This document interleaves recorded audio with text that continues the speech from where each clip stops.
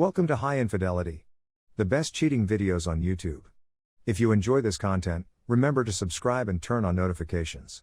Now let's get into the video. Easter Throwaway Husband. Part 2. I felt fatigued after speaking with my mother. So I wept myself to sleep, only to be woken at midnight by a knock at the door.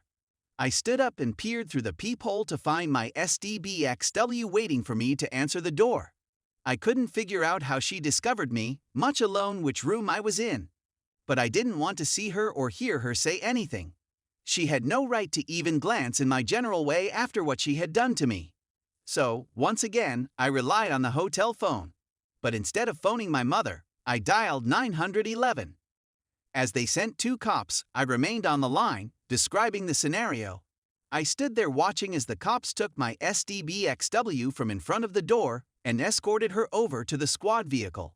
Then one of the officers knocked on the door, and I let him in. He told me that they would not admit my wife and inquired as to how I wanted them to proceed. I said that I wanted her to leave me alone and that I didn't want to have any contact with her again. He and I completed all of the paperwork for a restraining order. He double-checked that the RO was what I wanted since it would prevent me from going back to my residence on my own to grab goods without police escort. I told him I didn't want to go back inside that home, that I was done with her, and that she could take it and the rest of our possessions. He persuaded her to sign the RO. I went back to bed after seeing her and the officers drive away. The following day, I made it to work. Everyone wanted to know how I was doing since they assumed I had gone because I was sick. I told them I was still feeling a little under the weather and that I'd be staying in my office all day in case what I had was infectious. I contacted my employer and asked him when we might meet in my office. He was seated across from me 15 minutes later. He was probably there to obtain an update on the project that my team was working on. When I told him the previous day that I'd learned my wife had been cheating on me, he seemed nearly as surprised as I was. I didn't even hint that I'd be searching for another job out of state shortly. But I did indicate that there was no hope of reunion and that my wife was dead to me. It took all I had to keep my cool and not weep. But I told my employer that I was going to dig into my job to divert myself from my personal life. At the time, I stated that I needed the real labor much more than I needed the income that came with it. He informed me that I could work as much as I wanted and even sleep in my office if necessary. I thanked him for his generosity before asking him to keep things between us private until news got out. That day, after work, I stopped by my parents' place for supper. They also invited all of my siblings and their spouses.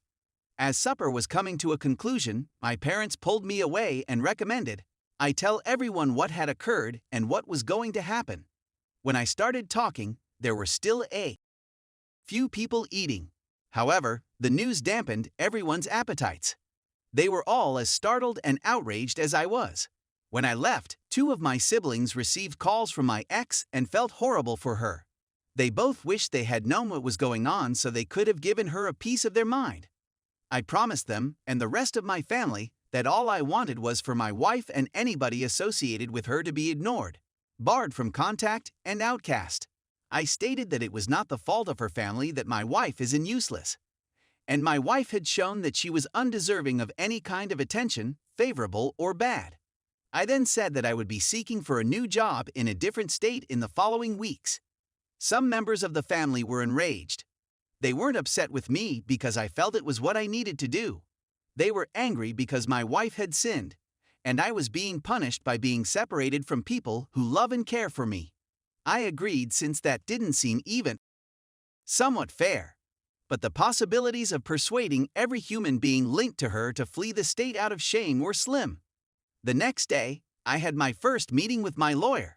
Because we live in an at-fault state, the stack of documents showing adultery was a pleasant sight to her. I attempted to approach the meeting with rationality and no emotion. All emotions are fleeting, and allowing your emotions to guide you through life is a prescription for disaster. I explained that she and her team would have to act as a go-between for my wife and me until the divorce was official. I also said that a restraining order was in effect. I informed her that I didn't care about any of our belongings. I didn't want a single object or the place we lived in since it reminded me of my SDBXW. My sole fear was that she could not touch my 401k or any money that had been handed to me prior to marriage. That's when my lawyer asked whether I wanted a fair and equitable divorce or a scorched earth divorce. For a few seconds, I glanced down and pondered. The mental upheaval I was going through had gotten to the point that it was causing physical discomfort. I knew the events I was seeing had irreversibly altered everything, and there was no turning back. A week ago, if given the choice between fair and no holds barred, I would have chosen the fair option. But I had nothing but contempt for the lady who had lied to me practically my whole life and deceived me as no one else had. I asked my attorney to take any and all steps imaginable to make the divorce as unpleasant as possible. After everything was settled, whatever object my lawyer was able to get from my SDBXW for me will be burned in a large bonfire. But at the time, I imagined the blaze would be so enormous and dazzling that it could be seen from space. I wanted her to pursue my wife financially, and if they could discover out who the AP was, I wanted them to pursue him as well. My state has alienation of affection statutes, which enable a person to sue someone in civil court who contributed to the breakdown of a marriage. I instructed my lawyer that if they learned he is in a relationship, they should inform his partner. In a nutshell, I intended to make their lives a living misery. I wanted to tell my wife that I despised her beyond words and was out for blood.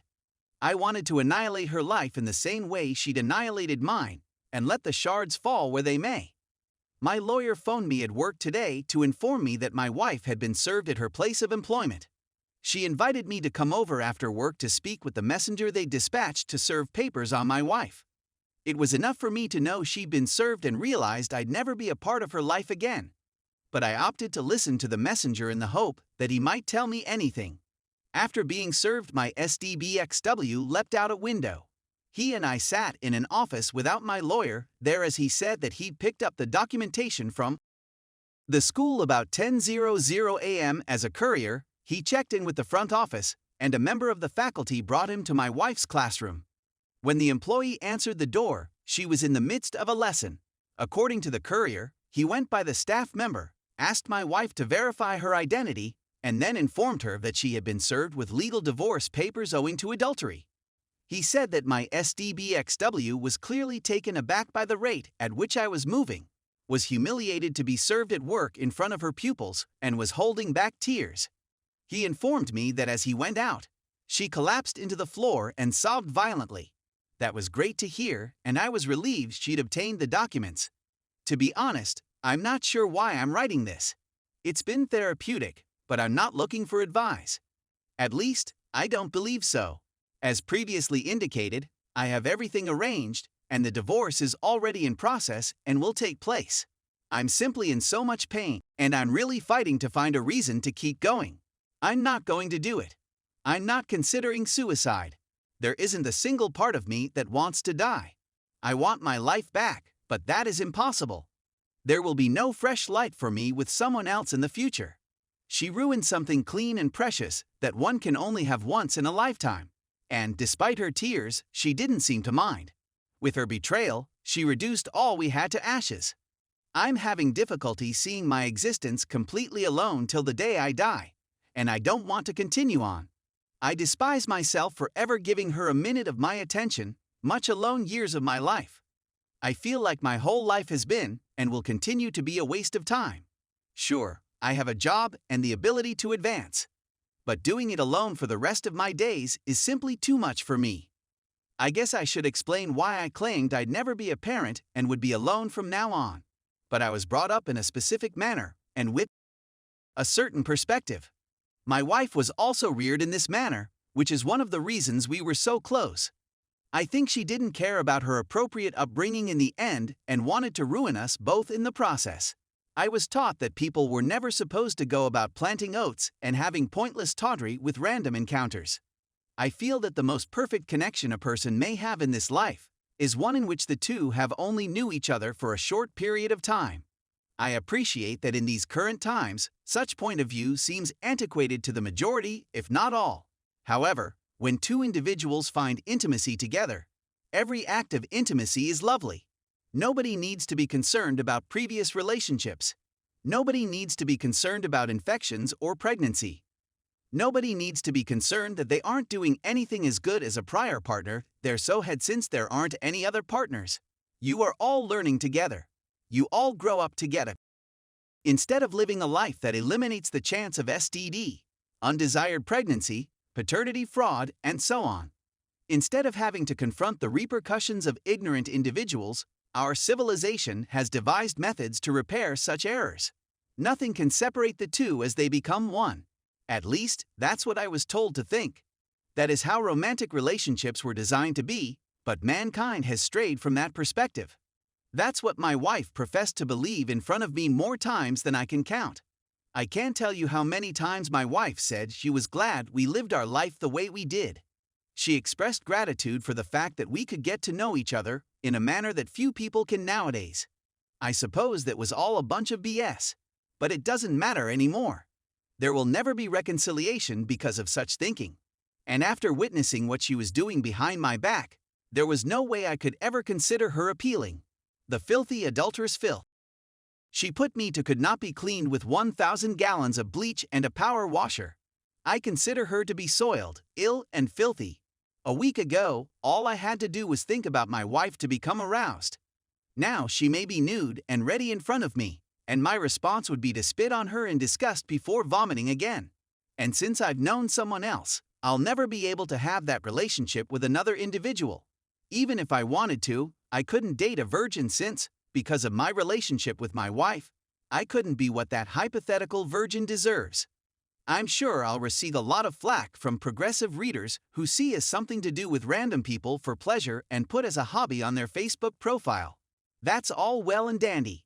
Opinions vary, and I am well aware that my point of view is no longer universal. But one man and one woman has always been the way things are meant to be. My wife turned out to be a lecherous Jezebel dumpster. So that's my loss, as well as my own foolishness for making such a bad choice.